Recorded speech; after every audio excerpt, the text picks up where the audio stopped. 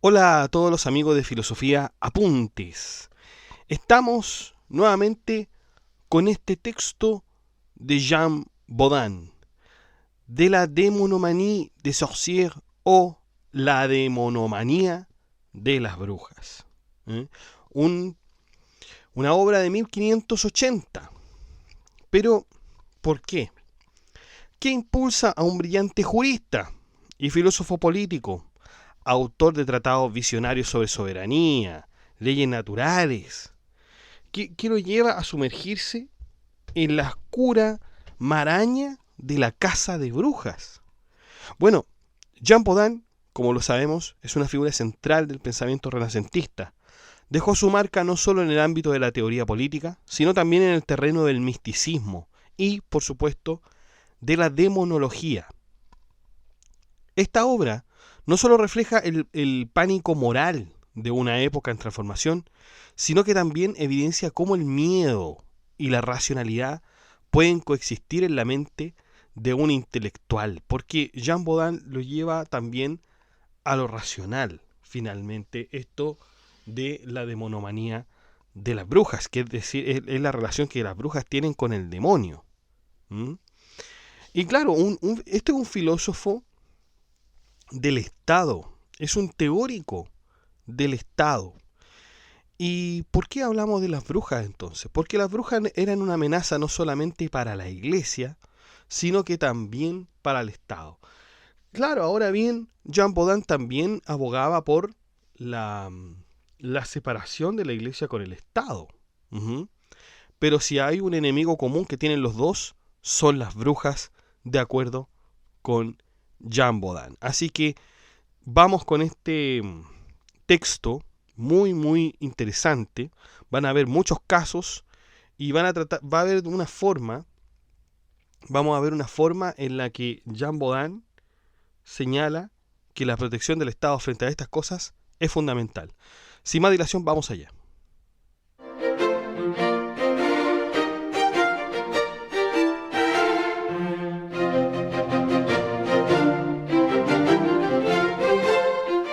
Bueno, vamos con el prefacio.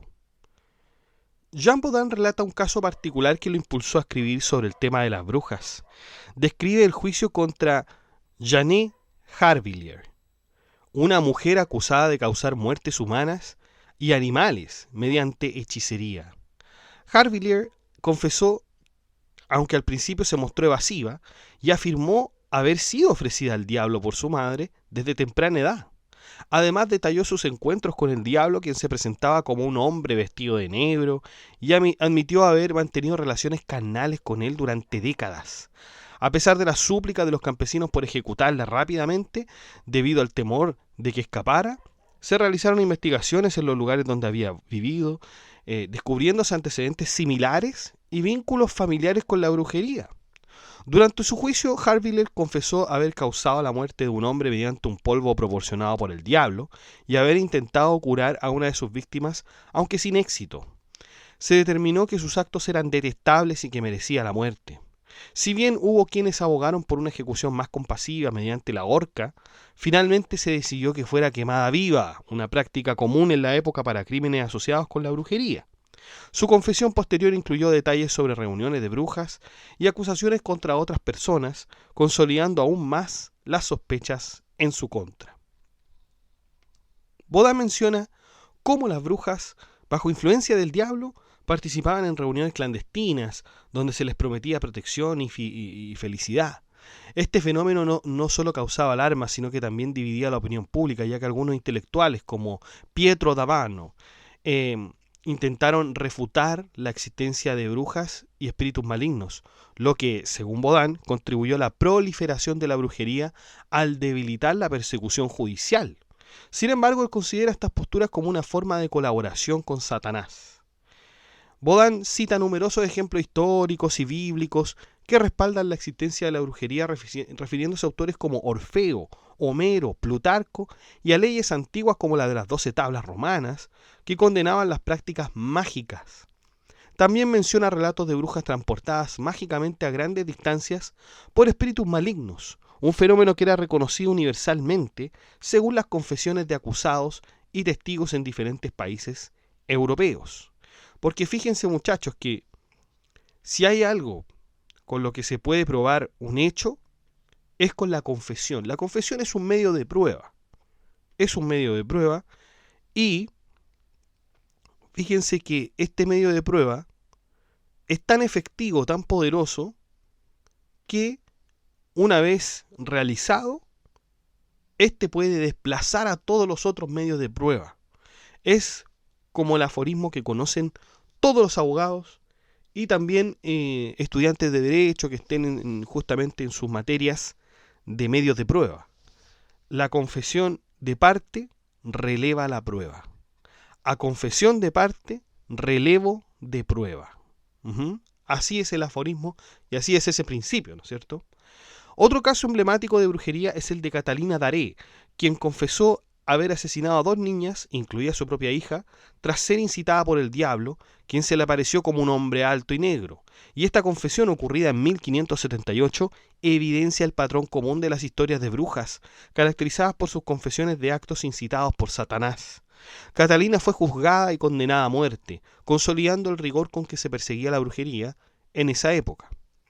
Baudin destaca la similitud entre los relatos de brujería a lo largo de distintas épocas y culturas, subrayando que negar estos fenómenos sería ir en contra de la verdad.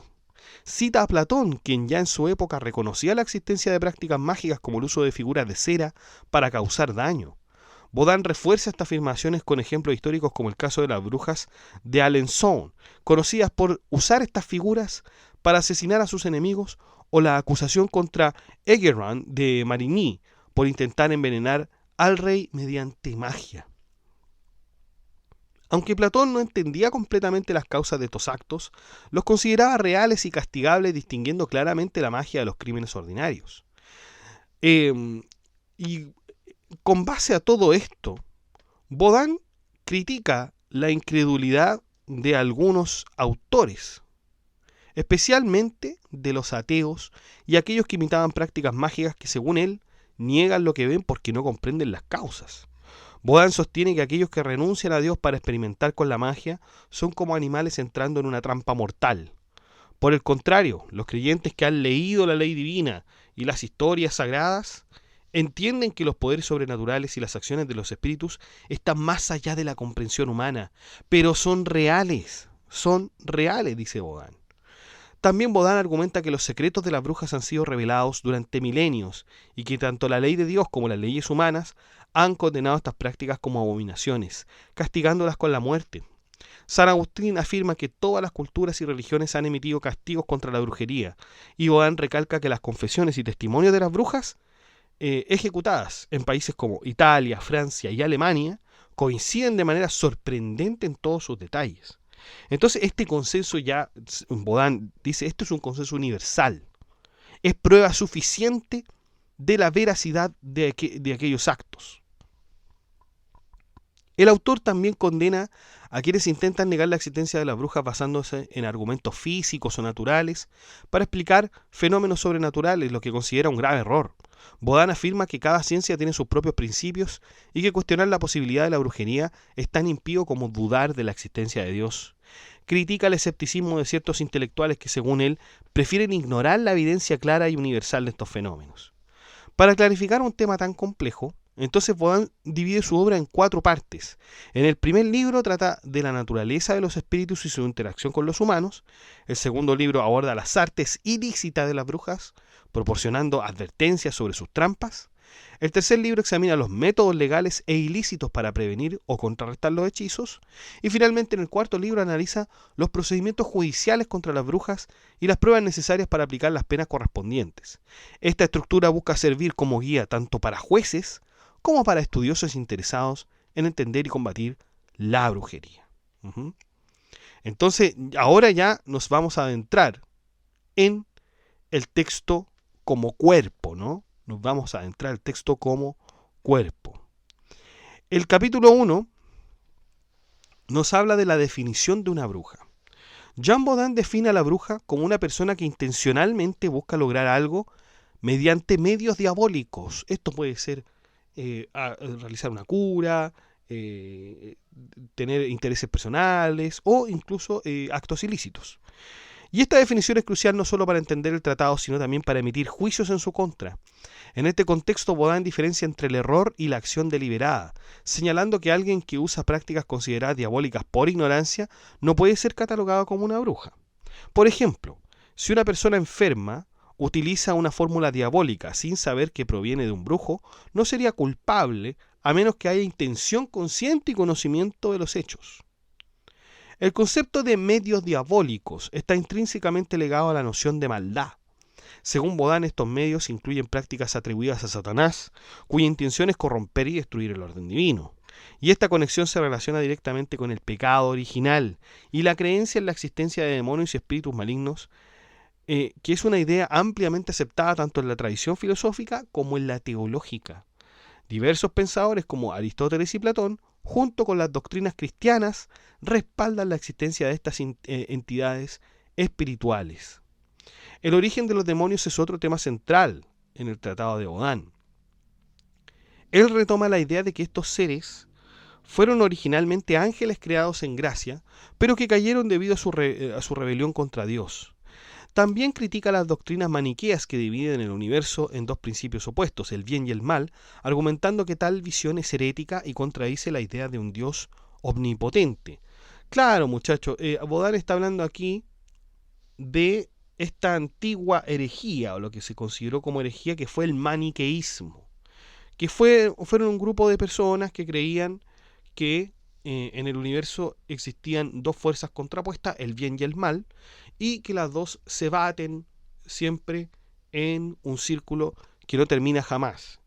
Y que en los seres humanos también ocurre algo parecido, es decir, a veces gana el bien, a veces gana el mal, ¿no es cierto? Y está el príncipe del bien y el príncipe del mal, y ahí batallan, tratan de vencerse el uno al otro. Esa mirada en el cristianismo es equivocada, ¿ya? Porque Dios es omnipotente. Dios no tiene a alguien que se le iguale, que le haga una afrenta, ¿ya?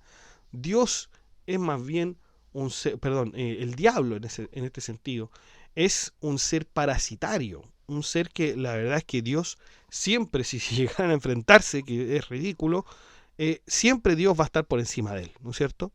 Por lo tanto, aquí nosotros tenemos que ir a la doctrina de Agustín, de San Agustín, porque San Agustín combatió a los maniqueos.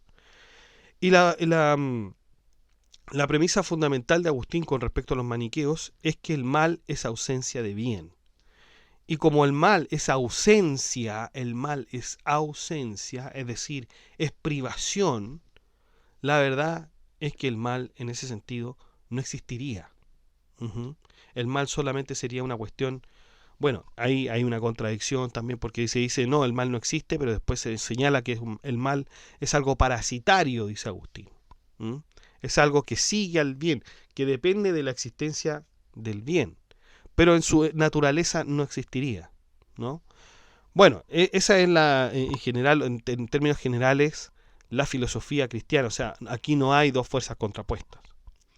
Para Bodin, todo lo creado proviene de Dios y aunque pueda parecer malvado, cumple un propósito dentro de los designios divinos.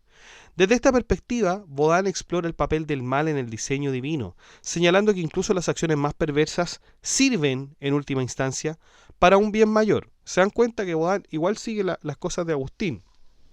O sea, lo que nosotros llamamos malo, finalmente tiene también un propósito mayor. ¿Ah? Porque a Dios no hay nada que se le escape. Entonces usted puede decir, no, pero es que este asesinato, esta mala acción ocurrió y bueno, ¿dónde estaba Dios? Todo es parte del plan divino. No es que a Dios se le haya escapado eso. Esta nación, bueno, obviamente se apoya en la idea de San Agustín, que argumenta que Dios permite la existencia del mal como un medio para alcanzar fines que contribuyen a su gloria. Y así las acciones consideradas malignas no son vistas como fuera del control divino, sino como parte de un plan mayor que trasciende la comprensión humana. Finalmente, Bodán aborda la responsabilidad moral de las brujas y su relación con el mal. Según él, las brujas son agentes de Satanás que trabajan para propagar la corrupción y desafiar el orden establecido por Dios.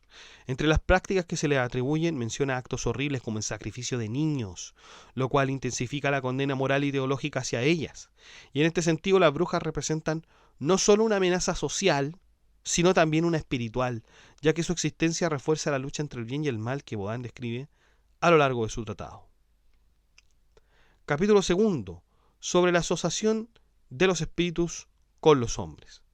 Jean Bodán reflexiona sobre la asociación de los espíritus con los hombres, destacando cómo las alianzas solo son posibles entre cosas que comparten similitudes o armonías, y utiliza ejemplos de la naturaleza como las abejas o las hormigas, que prosperan en comunidad por sus afinidades, frente a los lobos y las ovejas, cuya enemistad es irreconciliable.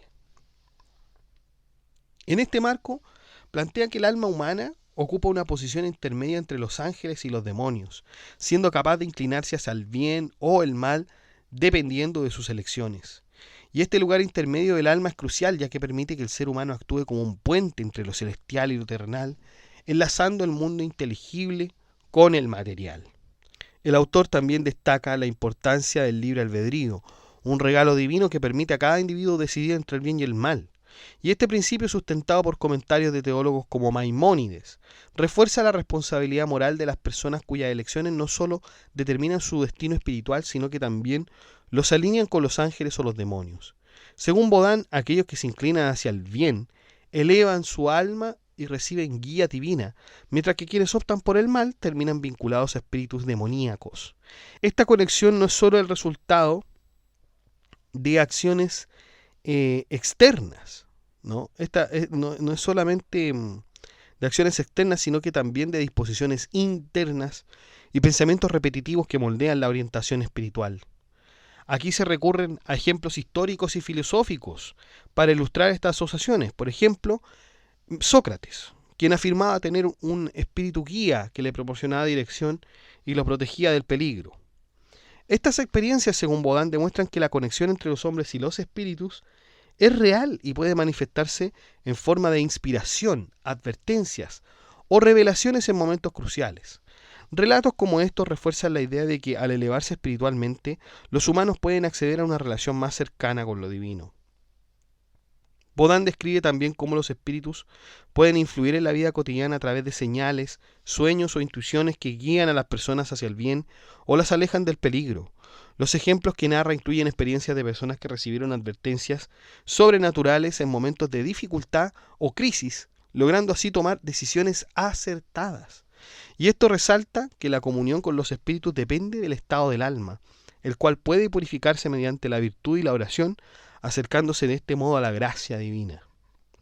Finalmente, Bodán concluye que la asociación con ángeles y espíritus buenos no debe considerarse extraña, sino como una posibilidad para aquellos que se dedican a cultivar la virtud y la justicia. Al abrirse al bien y purificar su alma, los seres humanos pueden recibir guía, protección y una conexión más tangible con lo divino.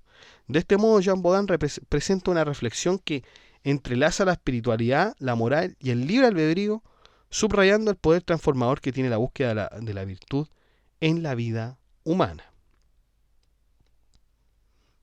Y si estamos hablando de espíritus que nos pueden ayudar, tenemos que entonces hacer la diferencia entre espíritus buenos y malos, que es el capítulo 3. Aquí, bueno, ya se señaló lo que era una bruja, primeramente, ¿ya? Pero tenemos que relacionarla con el diablo. Según Bodán, una bruja es alguien que intenta alcanzar sus objetivos mediante medios diabólicos, como había dicho, a menudo escondiéndose tras una máscara de piedad y religión. Los antiguos griegos y romanos reconocían la existencia de espíritus buenos y malos, aunque las personas ignorantes o incrédulas se niegan a aceptarlo. Las brujas, por su parte, adoptan una apariencia de bondad para evitar sospechas, aunque realmente entienden bien la naturaleza de su obra. El autor analiza cómo el diablo imita las obras de Dios para engañar a los hombres, tanto a través de pactos formales como mediante subterfugios religiosos. Esto incluye el uso de oráculos y profecías para desviar a las personas de la adoración del verdadero Dios. Se citan ejemplos históricos como las prácticas en las islas occidentales antes de la llegada de los españoles, donde los sacerdotes realizaban rituales y oraciones que finalmente eran usurpados por espíritus malignos. Bohan explora las prácticas idolátricas de sacrificios humanos entre los amorreos y otras culturas antiguas que adoraban al sol bajo la guía del diablo. Estas prácticas que mezclaban la religión con la magia se perpetuaron porque el diablo se presentaba como maestro de conocimientos avanzados o ciencias finas, atrayendo a las personas hacia la idolatría y el mal. También examina fenómenos como el trance y el éxtasis espiritual, en los cuales las almas son transportadas por poderes divinos o diabólicos, dejando el cuerpo insensible. Esto que a veces llamamos el desdoblamiento, ¿no? Bohan conecta esto con prácticas brujeriles que han sido verificadas en numerosos juicios, pero critica cómo, a menudo, los espíritus malos son confundidos con buenos, perpetuando el engaño. Se argumenta que incluso las personas más piadosas o inteligentes pueden ser engañadas por rituales que aparentan santidad, pero que están impregnados de intenciones diabólicas. Estos rituales combinan elementos religiosos como oraciones o ayunos con fines maliciosos, lo que demuestra el peligro de confundir lo sagrado con lo profano. Esto se evidencia en relatos de prácticas que pretendían curar enfermedades o descubrir tesoros, pero que en realidad involucraban pactos con el diablo. Bohan señala que la dificultad de distinguir entre espíritus buenos y malos, subrayando que la intención detrás de las obras determina su naturaleza. Actos aparentemente virtuosos como la oración, la meditación o la caridad pueden ser diabólicos. Pueden ser diabólicos si están destinados a honrar a Satanás o a aprender de oráculos. Y esto ilustra cómo el diablo manipula incluso lo que parece ser bueno para sus propios fines. Analiza también cómo ciertas filosofías, como las de los neoacadémicos o los nuevoacadémicos, intentaban unir los poderes celestiales y terrenales mediante rituales y simbolismos. Según Bohan, estas prácticas contribuyen a la confusión entre espíritus buenos y malos, lo que facilita el engaño del diablo y perpetúa la ignorancia de las personas. Además, Bohan critica la publicación y promoción de libros que detallan rituales mágicos e invocaciones demoníacas relacionadas con planetas y símbolos específicos. Estas prácticas, a menudo respaldadas por figuras reconocidas como Agripa, son vistas por Bohan como una amenaza grave, ya que difunden la brujería bajo la apariencia de conocimiento legítimo.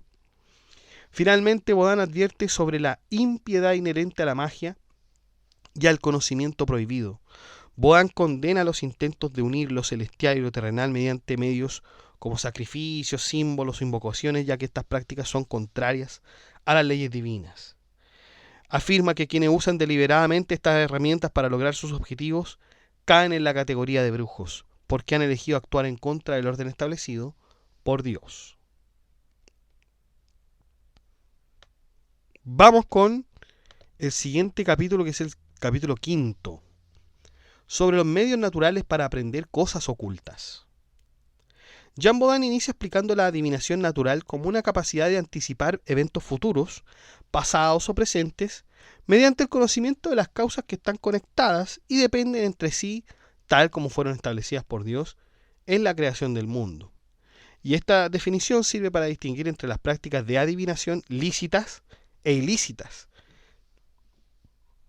siendo estas últimas consideradas diabólicas o propias de brujas. Según Bohan, todos los filósofos y teólogos coinciden en que Dios es la causa eterna y primera de todas las cosas, en quien todo depende. En cuanto a los principios del mundo, menciona que Platón identificó tres como principios del mundo: Dios, la materia y la forma. Claro, porque nosotros no podemos... por supuesto que Dios es la primera causa. Pero después nosotros tenemos que preguntarnos, bueno, ¿cómo fuimos hechos? Y si nos hacemos esa pregunta, nosotros fuimos hechos de materia y forma. Y es tan así que nadie puede concebir la forma sin materia, ni la materia sin forma. Por lo tanto, esos dos elementos son necesarios también para nuestra constitución, como seres humanos. Sin embargo, en obras como el Timeo y el Teeteto, Platón coloca a Dios por encima de todas las cosas, fuera de la cadena y secuencia causal. Aristóteles también afirmó la necesidad de un Dios como primera causa sobre la que descansan todas las demás. Y este planteamiento refuta las creencias de los maniqueos, quienes sostenían la existencia de dos principios, uno bueno y otro malo, como habíamos dicho al principio, siendo el primero el creador del mundo celestial y el segundo el del mundo elemental. Baudin rechaza todas estas ideas y las considera heréticas. Además, menciona a Marción, quien propuso 3 principios, y a Basílides, quien planteó 4, ambos igualmente condenados como visiones despreciables. Proclo, por su parte, señala que el politeísmo, lejos de ser una multiplicidad de causas autónomas, se reduce en última instancia a la subordinación de las mismas a una causa primera. Ya, vamos a ver entonces los principios de estos pensadores que en realidad Baudin los considera despreciables. ¿Ya? Vamos con Marción. Marción es un teólogo cristiano del siglo II, considerado herético por la Iglesia Ortodoxa, y propuso una cosmovisión basada en 3 principios fundamentales. En primer lugar, hay un Dios supremo y desconocido. Este es un Dios completamente espiritual, trascendente y amoroso, que está por encima del mundo material y del mal. Según Marción, este Dios no tiene ninguna conexión con el mundo físico y es el verdadero Dios revelado por Jesucristo. Es decir, para Marción, Dios echó a andar el mundo, ¿cierto? Y después se aleja, no tiene ninguna conexión con él. ¿Ya? Dios no tiene idea de lo que está pasando con nosotros, por ejemplo. No tiene conexión con el mundo físico. En segundo lugar está el Demiurgo, el creador del mundo material. Marción identificaba al Dios del Antiguo Testamento como un ser inferior, conocido como el Demiurgo, quien creó el mundo material. Y este Demiurgo era justo pero severo, y según Marción, responsable del sufrimiento y la imperfección del mundo. En tercer lugar, entonces, tenemos a Jesucristo como enviado del Dios Supremo. Y ahí Marción consideraba a Jesucristo como el representante del Dios Supremo que vino a liberar a los humanos de las leyes del Demiurgo y a revelar el amor del Dios verdadero. Marción entonces desarrolló una teología dualista separando al Dios del Antiguo Testamento del Dios del Nuevo Testamento, lo que lo llevó a su condena como hereje, porque en realidad es un solo Dios para los cristianos. Aprovecho de recomendarle una novela de Ernesto Sábato, muy bueno. Ernesto Sábato es genial, simplemente un muy buen escritor, que se llama Abadón el Exterminador. Y él tiene una teoría también de que el Dios del Antiguo Testamento en realidad era el diablo. Pero bueno, eso se lo dejo ahí como recomendación. Y también después están los 4 principios de Basílides, que era un maestro gnóstico del siglo II, que desarrolló un sistema cosmológico complejo, no con 3 principios como Marción, sino que con 4 principios fundamentales que explicaban el origen y la estructura del universo. En primer lugar, hay un Dios supremo y desconocido, similar al concepto de Marción. Sostenía la existencia de un Dios supremo, Basílides, infinito, incognoscible, que es el origen de todo lo existente. Pero en segundo lugar está la mente, el nous. Del Dios supremo emanó la mente o intelecto divino, que es el primer principio activo del universo y el intermediario entre el Dios supremo y las otras realidades. O sea, en segundo lugar está la mente. En tercer lugar está el logos. La mente generó el logos. El logos es la palabra o razón, quien desempeña un papel en la organización y estructuración del cosmos. Y finalmente el cosmos, que es el mundo material. Del logo emanó este cosmos y las entidades espirituales inferiores que participan en la creación del mundo físico. El sistema de Basílides también era dualista, distinguiendo entre el mundo material y corrupto y las realidades espirituales y superiores. Además, integraba elementos de emanación y jerarquía espiritual que más bien tienen conexión con el mundo gnóstico y no necesariamente con el mundo cristiano. Entonces, para Baudin, esto era una tontería, ¿ya? O sea, critica las doctrinas que introducen múltiples principios o causas, considerándolas inconsistentes con la idea de un Dios único y todopoderoso. Según Baudin, el politeísmo, aunque aparentemente postula múltiples dioses, en realidad se reduce a una jerarquía de seres subordinados a una única causa primera. Por lo tanto, no es que hayan muchos dioses como lo tenían los griegos, los romanos, ¿no es cierto? Sino que hay una jerarquía de dioses, entre el más grande al más pequeño. Bohan también analiza las opiniones de los filósofos antiguos sobre la creación. Los académicos y los peripatéticos sostienen que Dios es la causa eficiente de la primera inteligencia, la cual es el origen de las demás causas. Y este enfoque refuerza la idea de un Dios que no solo es eterno, sino también el iniciador de toda la cadena causal. Y esta perspectiva se alinea con la tradición judeo-cristiana que coloca a Dios como el creador de todo lo visible e invisible. Además menciona autores como Proclo, que defendieron la idea de las jerarquías divinas y espirituales, y no niegan el monoteísmo, sino que refuerzan al mostrar cómo todo se deriva de una causa suprema. Al criticar las posturas dualistas de los maniqueos y otras escuelas, Bohan argumenta que la división del bien y el mal entre dos principios separados es incompatible con la omnipotencia de un Dios único. Entonces Bohan menciona cómo las escrituras hebreas y cristianas refuerzan la idea de un Dios que creó en los cielos y la tierra desde el principio, incluyendo tanto la materia como la forma. Critica las interpretaciones que intentan separar el acto de creación en diferentes momentos o entidades, reafirmando la unidad de Dios como el único creador. Y con todo esto, ¿cuál es el papel de Dios entonces? ¿Cuál es el papel de Dios? El papel de Dios es el de un creador, no solo del universo físico, sino que también del espiritual. Menciona cómo, según la tradición filosófica y teológica, las almas y los ángeles también forman parte de la creación divina y critica cualquier intento de atribuir su origen a algo distinto de Dios. Según la tradición filosófica y teológica que él defiende, las almas y los ángeles no solo forman parte de la creación de Dios, sino que representan un orden intermedio entre lo celestial y lo terrenal. Estas entidades son concebidas como criaturas subordinadas que reciben su existencia, propósito y capacidad de actuar únicamente de Dios, quien es la causa primera y última de todo lo que existe.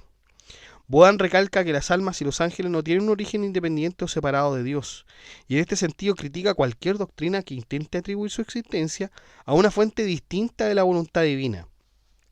Por ejemplo, rechaza explícitamente las posturas dualistas de los maniqueos y las interpretaciones gnósticas que sugieren que ciertos seres espirituales pudieron haber surgido de principios ajenos a Dios. Y esta postura, según Bohan, no solo es teológicamente errónea, sino que también socava la unidad y la omnipotencia del Creador, que son elementos esenciales. Para reforzar su argumento, Bohan recurre tanto a textos bíblicos como a interpretaciones filosóficas tradicionales. La Biblia, por ejemplo, menciona repetidamente a los ángeles como agentes que cumplen los mandatos de Dios, sirviendo como intermediarios entre lo divino y lo humano. Sin embargo, estos ángeles, a pesar de su poder y función, no poseen independencia ontológica, es decir, su ser y sus acciones dependen enteramente de la voluntad de Dios. De manera similar, las almas humanas son descritas como inmortales y trascendentes, pero siempre creadas por Dios y subordinadas a su designio. También rechaza la idea de que los ángeles y las almas puedan ser consideradas como co-creadores o fuerzas autónomas en el universo. Y esta crítica está dirigida particularmente a las doctrinas que los presentan como entidades divinas menores o que les atribuyen poderes creativos o sustanciales. Para él, estas interpretaciones caen en el error del politeísmo al otorgar a los ángeles y las almas un estatus que únicamente corresponde a Dios. Bohan también se detiene en la interpretación de textos bíblicos que refuerzan la idea de un Dios omnipotente, capaz de crear todo lo visible e invisible, y en particular menciona el papel de los ángeles como agentes del orden divino, recordando que en muchas tradiciones religiosas son vistas como intermediarios que transmiten la voluntad de Dios. Sin embargo, subraya que estos ángeles no tienen poder independiente, sino que siempre están bajo la autoridad directa del Creador. Entonces aquí Bohan reafirma la idea de que la materia y la forma no pueden existir por sí mismas sin una causa eficiente que las haya originado. Critica duramente las interpretaciones erróneas que suponen que la materia era preexistente antes del acto creativo de Dios, y según Bohan, tal postura contradice tanto la lógica como las estructuras religiosas que claramente le enseñan que Dios creó el universo ex nihilo, es decir, de la nada. Además, Bohan discute la influencia de ciertas corrientes filosóficas griegas como la de Aristóteles, por ejemplo, y su contribución al pensamiento cristiano. Aunque reconoce el valor del pensamiento aristotélico en la identificación de Dios como causa primera, Baudin se distancia de cualquier interpretación que limite la omnipotencia de Dios o que intente subordinarlo a principios materiales o externos. Claro, porque cuando uno lee a Aristóteles, es muy difícil no hacer una composición o darle características físicas a Dios, ¿no es cierto? Como que uno lo tiene que pensar así. Es verdad lo que dice en ese sentido Jean Baudin, ¿ya? Otra cosa es que después maestros como Santo Tomás de Aquino lo expliquen de modo lógico, pero es solamente para que nosotros lo entendamos. Otros modos. Jean Baudin aborda la adivinación natural como una práctica legítima cuando se fundamenta en el conocimiento de las causas naturales y su relación con los efectos, afirmando que esta capacidad proviene de la comprensión de las leyes divinas. Sin embargo, condena cualquier forma de adivinación que ocurra a medios supersticiosos, mágicos o diabólicos, señalando que estas prácticas distorsionan la intención divina y caen fuera del ámbito de lo permitido. Para Baudin, toda predicción válida debe estar anclada en la causalidad natural, que a su vez depende de la voluntad de Dios, quien es el creador y sustentador de todo. Claro, porque, a ver, hay cosas que nos permiten saber acontecimientos, ¿ya? Hay cosas que nos permiten saber el futuro, y esto no es de gran sorpresa, ¿no? Nosotros por medio de explicaciones naturales podemos saber el ciclo de la lluvia, podemos saber la rotación de un planeta, el movimiento de un planeta. Sabemos que si nosotros plantamos una semilla en determinado lugar, es muy posible que pueda crecer una planta. Entonces hay causas, por supuesto, que son naturales. Y hay otras que incluso pueden ser un poquito más fuera de lo natural. Por ejemplo, nadie sabe cuándo se va a morir, pero sabemos que nos vamos a morir. Entonces, tener cierta noción de aquellas cosas no tiene nada de malo, ¿ya? Saber las causas naturales de las cosas no tiene absolutamente nada de malo. Pero el tema es, o más bien el tema está, cuando nosotros podemos adivinar ciertas cosas de las cuales no hay manera de tener información y que son absolutamente específicas. Son absolutamente específicas. Y ahí, claro, empieza a sembrar la duda de que una persona puede estar conociendo algo por medios diabólicos, ¿ya? Es decir, decirle a una persona, de repente, mira, a ti mañana te va a pasar tal y tal cosa a tal hora, en tal momento, después de tal cosa y antes de otra, eventualidad, ¿ya?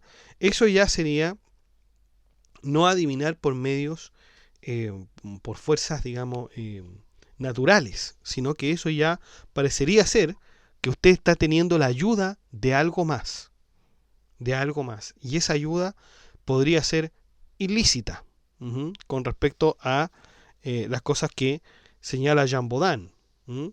Por ejemplo, hay muchas cosas que de repente pasan aquí en este mundo contemporáneo. Por ejemplo, que alguien gane la lotería, que alguien gane la lotería 2 o 3 veces. Y uno dice, bueno, que esta persona cómo logró adivinar 2 o 3 veces los números de la lotería. Y ahí empiezan a realizarse cierta especie de especulaciones. Los matemáticos, por ejemplo, pregúntele a un profesor de matemática cómo se saca la probabilidad de que usted pueda ganar una lotería, ¿no es cierto? Y le va a señalar los medios y la forma matemática posible. Posible, probable. Y por otro lado, bueno, usted puede pensar, sabe que esto es tan poco común que aquí hubo ayuda. Y esa probabilidad tan poco común, Jean Baudin la ve ilícita. Porque es tan ilícita como pensar, es tan ilícito como pensar también que esta persona está coludida con aquellos que dan los premios de la lotería. O sea, se sospecha inmediatamente y esta sospecha es razonable porque se ha realizado algo que está completamente, algo que está fuera de la naturaleza. Algo que es imposible adivinar por medios naturales, ¿ya? O por medios normales, si usted quiere. Uh-huh.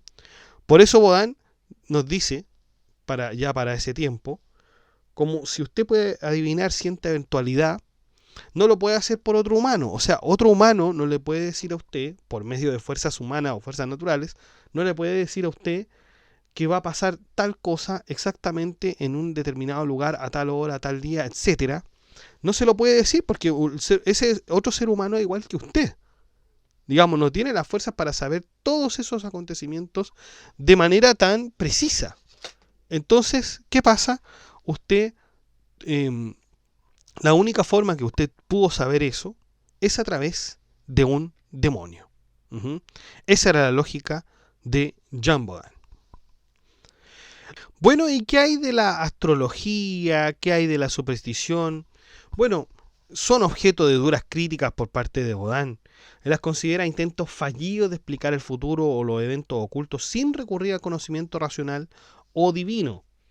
Y aunque reconoce que los cuerpos celestes tienen un papel dentro del orden natural establecido por Dios, claro, porque nosotros sabemos que hubo varios filósofos que con ciertos conocimientos del movimiento de los planetas, pudieron adivinar ciertas cosas meteorológicas, pudieron conseguir ciertos beneficios, pudieron conseguir ciertas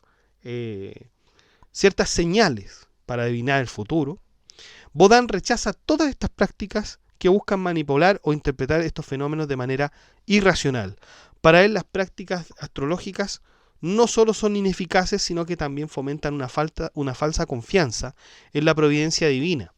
Claro, porque usted está poniendo también todas sus cartas, todo lo que corresponde al futuro, lo está poniendo en las cosas, ¿ya? Porque los planetas finalmente son cosas, ¿ya? Son cosas naturales. Y usted, la verdad es que tiene, como buen cristiano, usted tiene que considerar que solamente es Dios el único de otorgar ese conocimiento divino. Uh-huh. O sea, esa sería la única forma. Pero los planetas no. Está bien, son parte del orden divino. Pueden adivinarse ciertas cosas, pero cuando nos enfocamos solamente en los planetas, estamos cometiendo un error, dice Jean Baudin. Baudin enfatiza y dice que todo lo que existe, incluido la materia, fue creado por Dios de la nada. Rechaza con firmeza las teorías que sugieren la preexistencia de la materia, calificándola como incompatibles tanto con la lógica como en las escrituras. La materia no tiene existencia independiente y depende completamente de la voluntad divina. Uh-huh.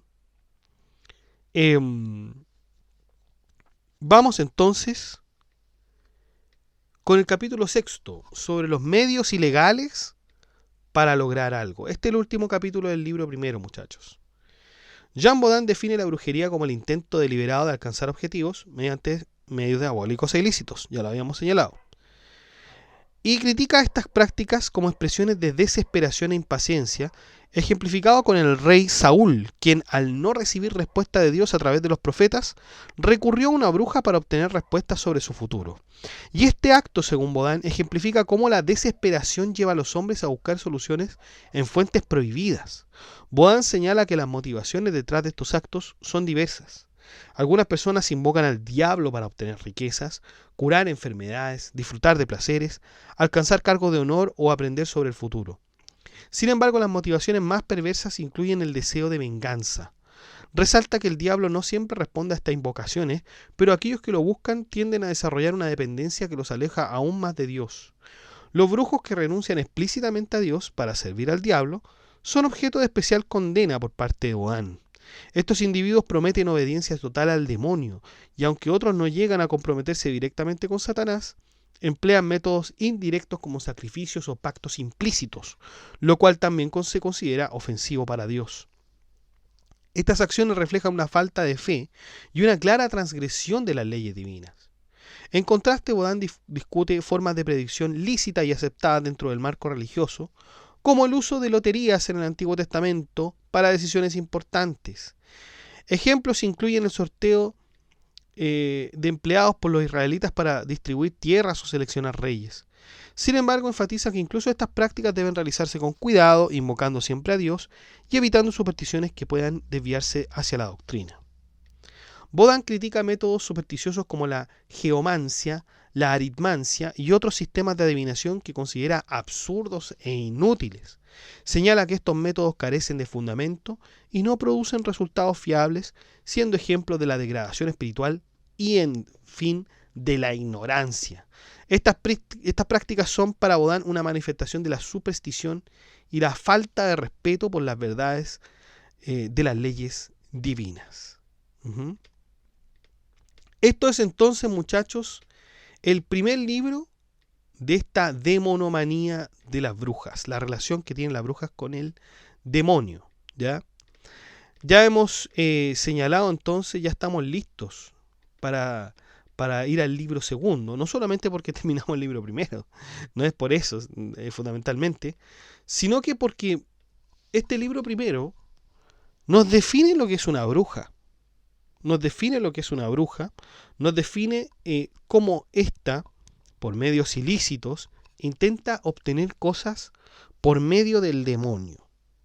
Por medio del demonio. Entonces, una vez que nosotros sabemos lo que es una bruja, nosotros nos tenemos que ir ahora a las características de aquellas brujas, en el sentido de que tenemos que identificar las acciones de estas brujas. Cómo es que logran sus objetivos.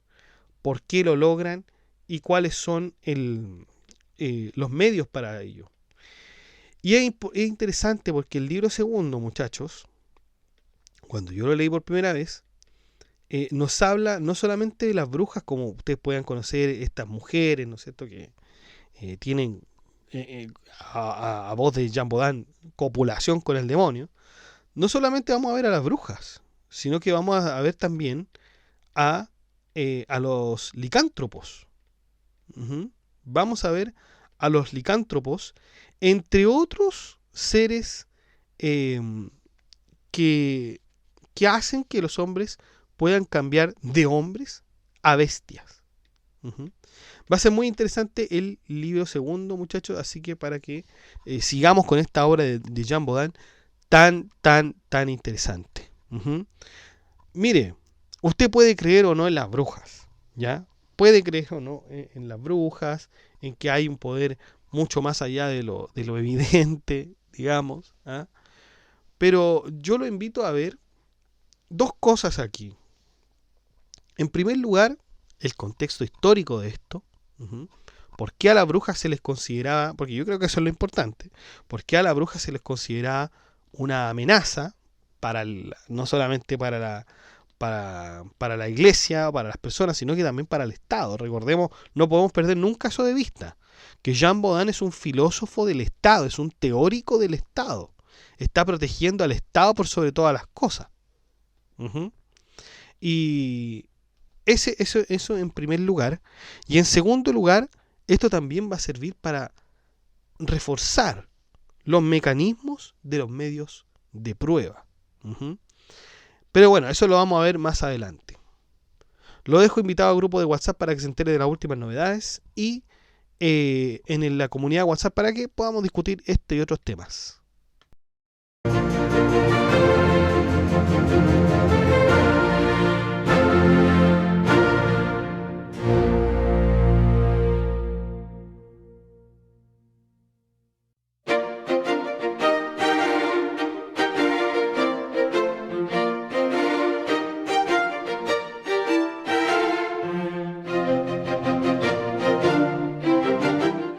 Bueno, chicos, y eso ha sido todo. Muchas gracias por escuchar este podcast. Si le ha gustado, comente, comparta, suscríbase, acceda al blog que está en la descripción del video, haga soporte en PayPal, en Patreon.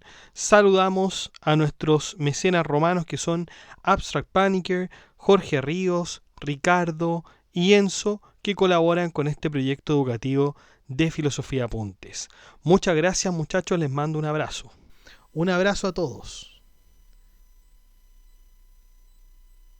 También saludamos a nuestro mecenas medieval, que es Gab Welter, que también colabora con una membresía un poco más alta que los mecenas romanos y que ya se ha mantenido en el tiempo apoyando este proyecto educativo. Muchas gracias, Gapwell III. Un abrazo también. Y usted puede ser colaborador en Filosofía Apuntes inscribiéndose en las membresías que aparecen en el botón unirse de cada video. Usted presiona el botón unirse, van a aparecer 4 membresías con distintos precios y usted puede elegir el que mejor le convenga.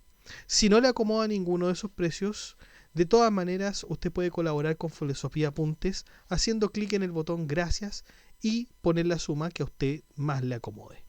Que estén muy bien, cuídense, chao.